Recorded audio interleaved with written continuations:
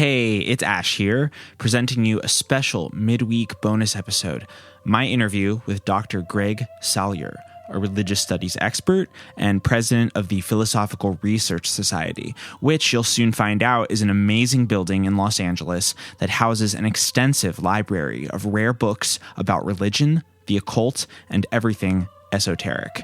It was founded by Manly P. Hall, a legendary scholar who was a sensational figure in the Los Angeles scene in the early 20th century. It's a fascinating history. I'm very excited to share it with you.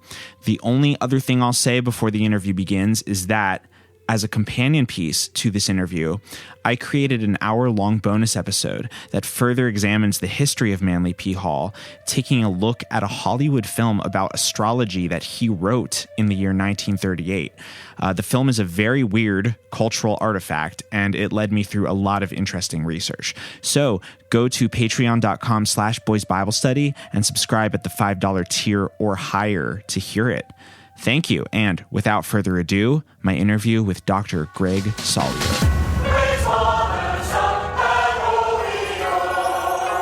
Welcome back to Boys Bible Study. I'm really excited to introduce you to Dr. Greg Salyer, the president of the Philosophical Research Society. Greg, thank you very much for joining me today. Thank you, Ash. I'm really glad to join you on this podcast. Yeah, thank you. Would you mind starting by just introducing yourself a little bit, maybe talking about some of your interests or academic backgrounds? Oh, sure. Yeah. We were just talking before we started recording about Christian popular culture and all that. And that was me. I grew up in East Tennessee in the mountains, right across the street from our Southern Baptist Church, in a very small community where the church was really the community center.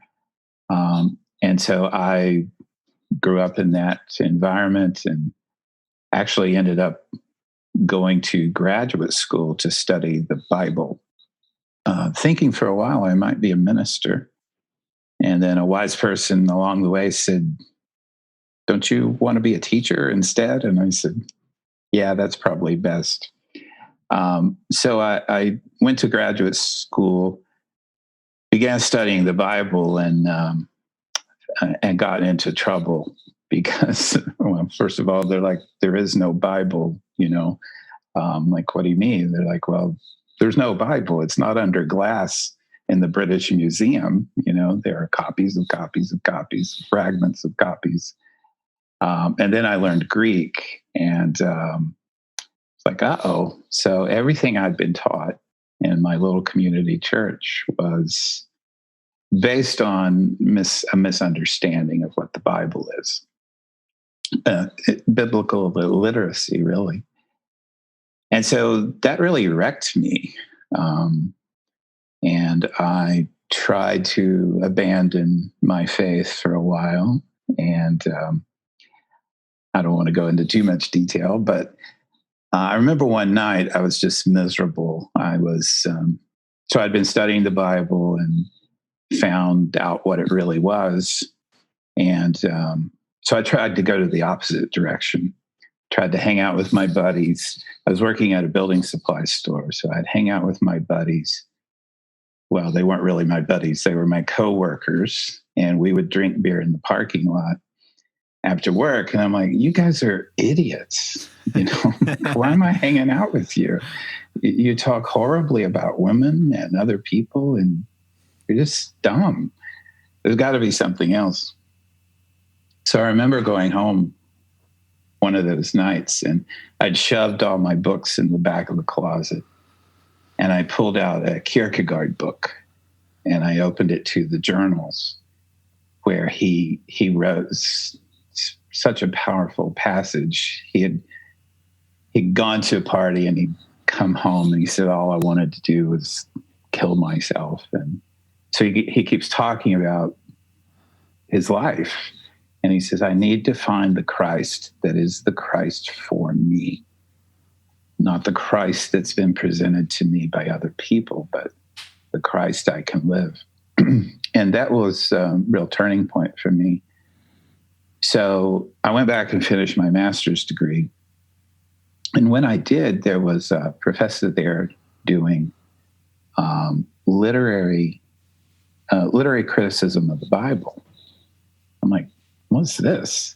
Because I always thought the Bible was true. It was philosophically, scientifically, every possible way true, inerrant. And he's like, well, we're going to read, it was the book of Revelation, I remember. We're going to read it like it's a story. Like, okay. So we're going to look at plot, characterization, all those things. And I'm like, you can do that? Yeah. And that changed my life. And so I ended up getting a PhD in literature and religious studies. And then taught in various universities. I started in a religion department at a small college in Alabama, and I was there for 10 years. And when I left, I was chair of the English department. So I've done all kinds of work in literature, philosophy, and religion. I had not heard of Manly Hall. They didn't let us study that stuff in graduate school. Esoterica was forbidden, kind of like Christianity, mm-hmm. Some versions of Christianity. You just didn't go there as a scholar. And so I was in LA and didn't know about PRS, and wrote my predecessor one day and said, I love what you're doing there. I'd love to help if I can. And I started the following Monday. And then the next year I became president. Whoa. Yeah, it's been a wild ride, wonderful ride. Yeah, I imagine so. I love hearing that you come from a Christian background too, because I can relate to that as far as, my interest goes to the material I study for the show, and so can a lot of people who listen. I guess the next thing I wanted to ask is, what is the Philosophical Research Society for people who've listening who have never heard of it before? What is it and what's its mission? Maybe a little bit about its history, if you don't mind. Yeah, sure. We were founded by a really interesting man named Manly Palmer Hall, who was Canadian, born in 1901. And he worked a little while on Wall Street in the 20s. So you can imagine what that must have been like. And he said that I don't want to be a part of anything like this. This is too just bad on so many levels. The greed, the competition, all that. And so he moved. His father was out of the picture, and he moved with his grandmother to Santa Monica. And she was a Rosicrucian, which is a really old esoteric belief system. And she would go hang out at the Theosophy Center down in Oceanside. And so very early on, he was immersed in these esoteric traditions by his grandmother. And then it wasn't long before he was giving lectures in Los Angeles in the early 20th century. And that was an amazing time in Los Angeles. If you're watching the new Perry Mason, you get a kind of sense of that with Sister Amy Semple McPherson and revivalism, where she used Hollywood techniques as evangelism. It was really interesting. And Manly was in that mix, but he was very different because he had read everything and remembered everything and could convey it, could teach it in a remarkable way. So at, I think he was around 22, maybe, he gets a church. It's called the Church of the People in downtown Los Angeles. And it was founded, well, you can trace its history back to Ralph Waldo Emerson. And so people just start flocking to this church, and it's more like a Unitarian church like we would think of today. So he's talking about everything, the Hindu Vedas, the Buddhist sutras. And people are just flocking to him. And again, it was that kind of time in Los Angeles, that environment where there were all these speakers, very powerful speakers. And so people just keep being drawn to him. And a mother-daughter in Santa Barbara lived on an oil field, and they said, we'd like to be your patrons. And so we would like for you to do your work and we'll support you. So they sent him all over the world, and he would lecture in Japan and Europe.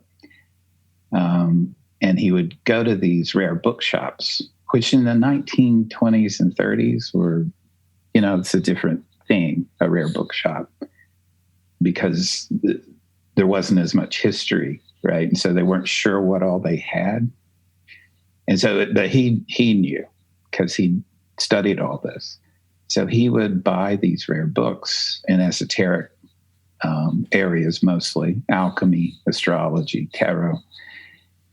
And they said, go ahead and build your center. So in 1934, he founded the Philosophical Research Society here in Los Angeles at the corner of Los Feliz Boulevard and Griffith Park Boulevard, not far from you. Right? And just right down the street. I love it. Yeah. So that began to grow, and we house his original library now. So it was built basically to house this esoteric library. And have you seen the library, Ash? Yeah, I've gotten to visit sometimes. Yeah, it's amazing. It's right? incredible. There's no place like it possibly on earth. I mean, certainly in the city. Yes. It's unbelievable. I agree. And it was designed, so it's 1934. So it's designed by Robert Stacy Judd, who did these Mayan revival buildings like the Aztec Hotel in Monrovia. And you've been to Hollywood, you've seen the Egyptian and the Mayan. It was a really big thing in the early 20th century. I never connected all that, but that's true. Yep. That aesthetic is all around Los Angeles, and the center itself has architecture that's that aesthetic as well. Yeah. In fact, next time you're there, I'll show you the original drawings where it was going to be this massive Mayan temple in Los Feliz. And of course, the money didn't come through, but sometimes I like to imagine being president of a Mayan temple. So the library is there. We have special collections of rare books. And then he built a printing operation there for his own works. So I don't understand how this guy did it, honestly. I mean, yeah, he wrote The Secret Teachings of All Ages when he was 25. Yes. Which is like, for anyone listening who's not heard that book, first of all, get that book. It's to see the scope and volume of what's covered in that book. And not only that, but also how accessible it is to the reader. And to think that someone did this when he was 25. Unbelievable. Yes. And also, just based on what you're saying, I wanted to convey to our listeners, just like, you might hear what Greg is saying, but just like, imagine there was just like, in the next neighborhood over to you, there was just a place that had all of this occult and religious and esoteric knowledge. Like when you're a little kid and you're reading like wizard stories, you're thinking like, what if there was just a place that like, what if there was like a temple of knowledge to some extent? And I would honestly have to say that the PRS is like probably the closest like in real life equivalent of what that could be. It's just an unbelievable resource. It is. And one of my favorite things, this happened a couple of weeks ago, is watching people walk in. We're actually closed for the pandemic, but we left the gate open. We were doing some curbside pickup and we left the gate open, and this couple came in and they had never been there. They're just walking in the neighborhood. They did exactly what you just said. They were like, oh, what's this? And they walk in. So I give them the full tour. And one of my favorite things is just watching people's faces as they walk in and discover what the place is. So, you bring up an important point. Manly Hall wrote The Secret Teachings of All Ages, which actual title is, let me see if I can get this right. It's one of those like old titles that, they're like 3 subtitles. I was just looking at it, but I don't even remember. An encyclopedic outline of Masonic, Kabbalistic, Hermetic, and Rosicrucian philosophy. Yeah, that was the alternate title for our podcast, but it was just a little too long for iTunes, so we just went with Boys That's Bible awesome. Study.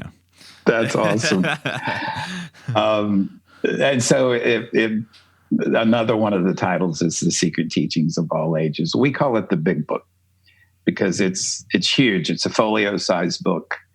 And he worked with J. Augustus Knapp, who was a really interesting illustrator of esoteric, and wrote an esoteric novel himself. And so you've got Isis, these drawings, paintings of Isis, and various esoteric figures and symbols, and those are color plates in the book as well. So it was published in 1928, and it still flies off our shelves. It's $225. It's just amazing that this book that he wrote so young, but it is what he said it is. It's an encyclopedia of esoteric traditions. It is. And if you want to get like a huge copy of the book, it's $225. I got a paperback for a very reasonable, like $50 or something like that, which I honestly recommend anyone listening, if you can get your hands on at the very least that paperback, like that's your reading for days, months, years. Like you can just open up to a random page in that book and it's remarkable. I'd recommend doing that instead of trying to read it straight through, because it is an encyclopedia. And yes, there are various editions. Thank you for saying that. There's a $75 paperback. There's a reader's edition that you can actually hold in your hand, and various other editions. But yeah, and then he published like 200 volumes in his lifetime. So that's what we do mostly, is sell his books. I see. Yeah. Apart from Secret Teachings, I actually recently just got some curbside pickup. You've been doing these like color bundles of different like pamphlets and books he wrote. I can't remember which one. I haven't even gotten to dip into them yet, but I got a couple bundles of that. So, that's the amazing thing about Manly P. Hall is his completely prolific volume of work, his work that led to the foundation of this center, also his many lectures, many of which are recorded, and I found like a great deal of entertainment and peace just from like listening to them. Like I can imagine going to see him in person was probably a pretty remarkable experience. That's what I hear. He died in 1990, and we have he built the auditorium, which you've probably been in 1959. That holds about 300 people. And we have photographs of people just lining the walls, standing room only. He would speak at 11 o'clock Sunday morning. I'm like, okay. So it's still hanging on to that church tradition, I guess. He would speak flawlessly for 90 minutes. No notes. No hesitations, no pauses, just perfect erudition and elocution. And he could time it. There's a video where I actually see him glancing at his watch later in his life. Otherwise, he would just like nail it at 90 minutes. And then he would say, well, that's about all today, and just walk off. No questions. Different time. Yeah, really. No, if you listen to his lectures, it feels like it could be scripted, like read off a page. Like it's the grammar and the syntax and everything is like he was reading it off of a page that he had spent like 2 weeks pre-writing before it. But I've heard legends, as you say, that he just did it like pretty extemporaneously. Yeah, I mean, I give lectures now and I write them out and I still can't nail that. Sure, yeah. I'm still been pausing and mispronouncing things. And he was just, I think he probably had a photographic memory, because he could just pull this stuff from everywhere on the fly. He could talk about the Hindu Vedas and then connect it to modern psychology just right out of his head. Really beautiful, amazing thing. Yeah, his work is definitely a great resource for anyone interested, not only in the esoteric, but also just religious studies in general. I have some other questions on that, but one thing I wanted listeners to know about is that even if they're not in Los Angeles, if they wanted access to some of the teachings that are available through the PRS, you're still doing like online classes and programs like that, right? Could you speak a little about that? Absolutely. My predecessor was Obadiah Harris, and he took over in 2000, well, late 90s after Mr. Hall died. And he had the brilliant idea of creating an online university, an accredited online university, which in 2001 was not done, much less with esoteric content. But he did. And so until 2019, we were an accredited online university. But we closed that university last year. The accreditors would come and say, so what do your graduates in consciousness studies, what kind of jobs do they get? And I'm like, what are you talking about? They get no jobs, or they get every job. Uh-huh. It's about self-fulfillment and self-awareness. So, I mean, don't you want that in every job? No, they wanted a clear, straight line. Right. Master of Consciousness Studies to, whatever in consciousness studies in the work environment, which doesn't exist. Yeah. Listen, our graduates are conscious as hell. I don't know the career pipeline after that, but let me tell you, there's some of the most conscious people that you. There you go. There you go. Yeah, these were bureaucrats, and they just anyway. So we closed the university last year, which we found to be, as these things go, a very hurtful thing, because we really liked what we were doing, but also it opened new doors. So, for example, if you are offering an accredited curriculum, there's a lot of hurdles students have to go through, not to mention the faculty and administration. There's just so many hindrances, so many barriers. And so now we just drop those. So we still offer the courses. We don't have to get them approved by an accreditor. We can offer them in much more affordable fashion. So I think our undergraduate courses were like $750 before, and now they're like $50. And there's no barrier to entry. So you just sign up. Right. And, as someone who might potentially take the course, I love the idea of maybe getting a master's in a field like that. However, there's something nice about being like, oh, I'm going to try this out. I just want to take this topic. Seems interesting. I'm going to just take this class and not feel like it has to be in this path toward an eventual, something like that. So again, truly anyone listening to this, if you're interested in some of these topics and I don't know, maybe you're inside, you want something to provide some structure or learn something new, I highly recommend taking advantage of the resources of this center, because it's like nothing else, certainly in the United States. So do check it out.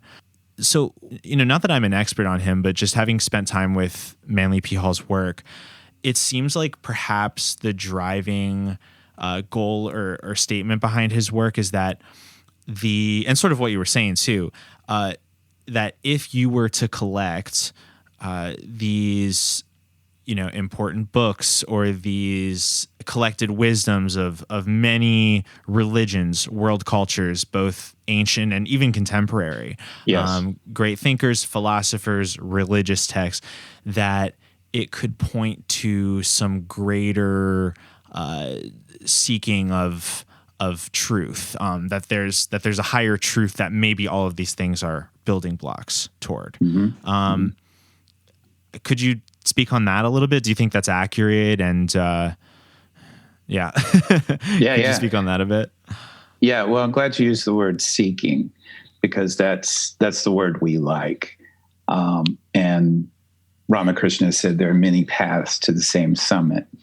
And that was Manly's approach, is that people are on different paths. And he talked about Christianity, he talked about Judaism, Kabbalah, like I said, modern psychology, Buddhism, everything, alchemy, tarot. Find your way. And Manly believed that there was this universal truth that you're talking about. I, for one, don't believe that. I think that gets us into trouble to talk about universal truth. I really like to talk about it in terms of meaning, and so because being trained in philosophy as I am, I know when you say the word truth, there can be only one. And so now you're going to start fighting over it, right? And you're going to say, you're wrong and my way's right. But there can be as many meanings as you want to be. In fact, there can be more meanings than people, because you have many meanings to your life as you go through it. I like that very much. And so, and I think that's what Manly was talking about, honestly, because everybody at that time talked that way. But now we're in a postmodern world where we kind of don't like to talk about that anymore. I know I don't. Right. And I feel like even that is maybe why we live in interesting times with regards to like public attitudes towards religion and esoterica, because I think that, of course, religion is still a huge deal for many people, but for like a class of people who consider themselves like, I guess you could say like thinkers or, very culturally literate or whatever, I feel like religion has become pretty unfashionable. And maybe it's for the reason you're describing, that people feel uncomfortable with the idea that there is an institution or philosophy that thinks that it has like a truth for you. Yes. Yeah. One of my courses in our new curriculum is called Making Sense of Religion for Believers, Unbelievers, and the Curious. And this relates to my life path that I was talking about at the beginning. Students used to always ask me what I believe, because I was teaching religion courses. And I would be a little coy and I would say, what I tell you about what I believe is meaningless. Look at what I do. But then I would say, I don't believe in God, but I believe in the sacred. I don't believe in truth, but I believe in myth. I believe in ritual. I believe in community. And those things are meaningful because we do them no matter what we call them. We still think things are sacred, that are separate from everyday life, holy, and it might be the Los Angeles Dodgers. It could be anything. In fact, it usually is other things besides churches. And so I like to look at it that way. That's a distinctly religious studies kind of anthropological point of view, but it works for me because, again, you're not restricting the seeking of meaning. You're expanding it. You're actually expanding it, and everybody gets to play. Yeah, that makes a lot of sense to me. Also, like I think something that I think about a lot, coming from, as you did, a Christian background, Lutheran for me, just happened to be, I was raised Lutheran. But I almost feel like that religion that either you're raised in or just like the first one that you're really immersed in, I almost think of it as it's like your native language. It's like the first language that you learn with which to connect to. Let's say if you're someone who's oriented to spiritual seeking in some capacity, then that, Christianity for someone like me, that's my first language. And I feel like it kind of is the vocabulary that influences the rest of my path with that. But yeah, nice. Yeah, I like that very much. And I think the key is, again, what you said earlier, is seeking. Because when you stop seeking, okay, so you found it, you've got it, really? You understand it? Right. You've got this all figured out.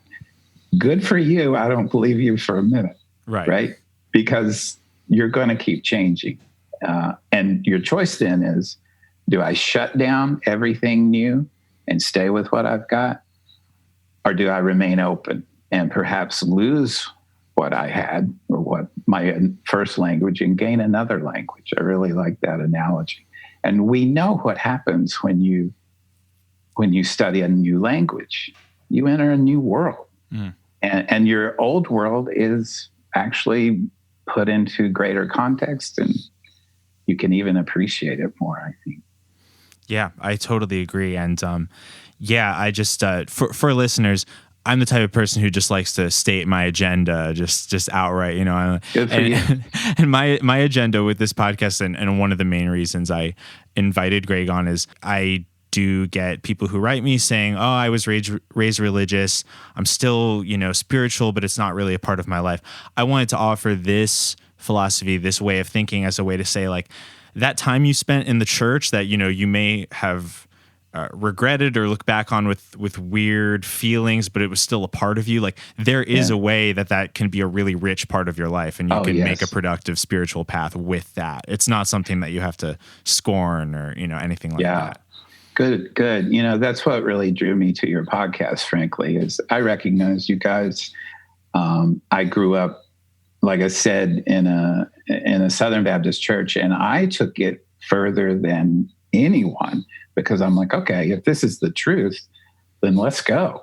I'm going to start knocking on doors. I'm going to start telling you you're going to hell. And I did that. Yeah. And then, of course, that's unsustainable. That's completely unsustainable. And so I crashed and burned, like I told you, in graduate school. And so for a long time, I was really angry that I had been trapped. That's too strong. That I had been immersed in this. And, I did it myself. There's no one to blame but me. But I took that and ran with it. And it was hurtful. I hurt people because of it. It hurt me. And so there was a long, long time where I was kind of grieving that whole process. And I recognize that in you all, what I've heard of your podcast is that you're just working through this stuff, whether it's Lutheranism, or I heard something about Jehovah's Witnesses on one podcast. Yeah, we are pretty passionate about Jehovah's Witness media. That's a whole nother realm of thing. But anyway, I don't mean to go on. No, I just recognized it. You're working through this very intense religious experience, and it's a process, right? I would say I'm probably more religious than I've ever been in my life, though I would not. I reject the teachings of most institutions and texts. Again, it goes to, do you believe in God or do you believe in the sacred? In the sacred, I can find that anywhere, and I do. I completely relate to what you're saying. That makes a lot of sense to me. Yeah, doing this podcast, I literally feel like now at 30 years old, this is the most religious I've ever been. More so than when I was like even believing Christianity like word for word when I was a kid, and I thought about it all the time. I feel like I'm even more religious now, which is funny because I've drifted in such a strange path my whole life. Now, why is that? Why would you say you're more religious now? What is more religious about your life now, would you say? Oh, that's interesting. Man, that's a really good question. I guess I just feel like I've gotten to a point where I find religiously like euphoric experiences in many things. I feel I've gotten many religious experiences from art and art and ritual like that. I don't know. This is like a funny pop cultural reference, but I go to raves a lot. I'm really into like rave music, and talk about like a ritualistic like experience. Like you literally enter a consciousness. I'm talking like sober. You enter a point of consciousness where all the people around you, strangers, like you're like talking to each other like friends. Like you all feel like you're part of this thing, and it's really remarkable, So I guess to answer your question, experiences like that combined with, finding my own path in life have led to that, Brilliant. Yes, that's what you experience, and I experienced that too at concerts. It is a religious phenomenon we call ecstasy, the old Greek word, not the new drug. I guess it's not a new drug anymore. But it literally means, in Greek, it means to stand outside of yourself. Well, you don't have to be in Catholic Mass to do that. You don't have to be in a Baptist Lord's Supper to do Lord's Supper. What did we call it? I guess we called it that. Anyway, you know what I'm saying? You don't have to be in these particular spaces in these particular times. I was talking to the PRS community last night. We were discussing a recent lecture I did on ritual, and they talked about that very thing. One guy was just very worried that we'd never have a concert again, big concert. And because that was sacred to him, that was a sacred experience to him. And he often talks about it. There's so many places to find the sacred I taught for 10 years at a small school in Montgomery, Alabama. And I did a course called Religion and Sport in the American South. And we looked at football as sacred. And it meets all the religious definitions of a sacred event, of a religious event. That makes total sense to me. Yeah, that's interesting to hear you say it, but I completely, that is absolutely like a very ritualistic and like spiritually affirming experience for so many people, tens of millions of people. Yeah. Yeah, honestly, well, what's ongoing at PRS right now? How can people either in Los Angeles or people looking in, over the internet or anything like that, how can people check out what you're doing, participate, support PRS, anything like that? Thanks for asking that. Yeah. So we've been closed since March, and I've told our staff and our community that I'll see you in 2022 or until there's a vaccine, because, we're just not going to expose our staff and community to any danger like that, which is such a shame because, like you were saying at the beginning, we are such a place, people come onto campus and they say, this feels really different. And I'm like, yeah, I know it does. And that's gone. We don't get that anymore. So I'm really looking forward to when we can reconvene there. For now, we've become an online institution only, like many places. So we have the bookstore where you can buy Manly P. Hall books, pamphlets, bundles, as you did, or the Secret Teachings. We have the online classes, again, non-accredited, but much more affordable. No grades, just learning. We've got 2 courses running now, one on esoteric symbolism that is really popular. And the course is looking at those paintings in the Secret Teachings that I was telling you about, the J. Augustus Knapp paintings for their symbolic esoteric content. And we just launched a new course recently called Sacred Music of the Middle Ages. So we've got kind of typical university courses and then atypical university courses. I'm in the middle of creating a course called Making Sense of Philosophy for Seekers of Wisdom.